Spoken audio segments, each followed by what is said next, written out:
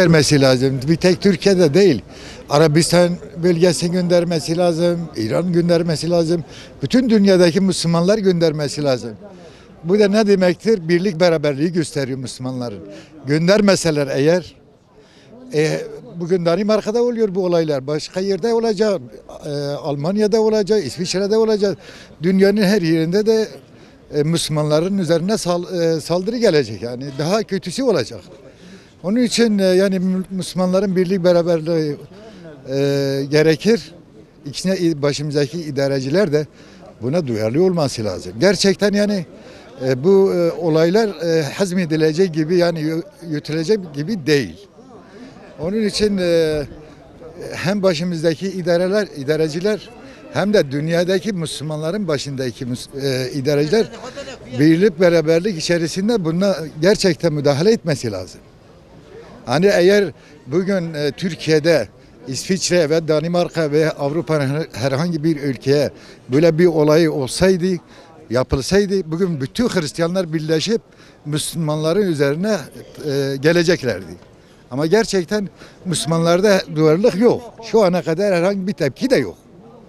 Yani bu da içler acısı bir olay.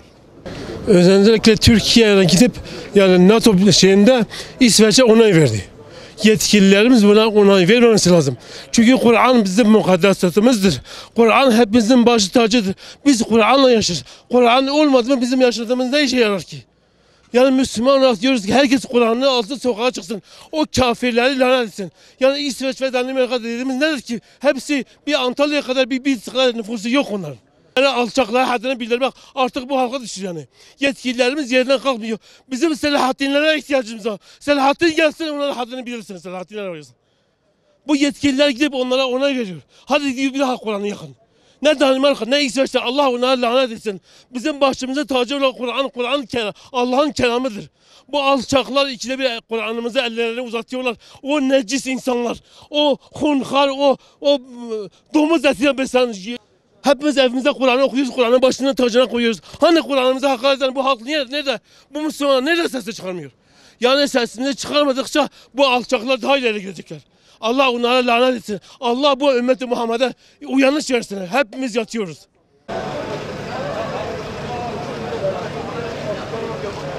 Tamam. 5 tane, niye 10 tane? 6. 5.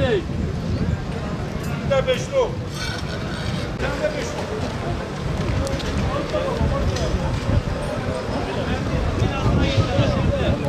Yıllardır devam ediyor Orta Doğu'da, zulümler devam ediyor. Ama biz Müslümanlar olarak hiçbir zaman bir araya gelemedik. Birlik olursak yenemeyeceğimiz hiç kimse yoktur.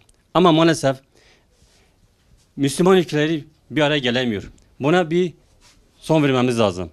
İlk önce diyorum ki birlik ve beraberlik. Türkiye kesinlikle geri adım atmaması lazım. Gerekli tepkiyi vermesi lazım. Yani gerekirse elçiliği de göndermesi, çekmesi lazım burada. Ben bunu istiyorum yani. Teşekkür ederim.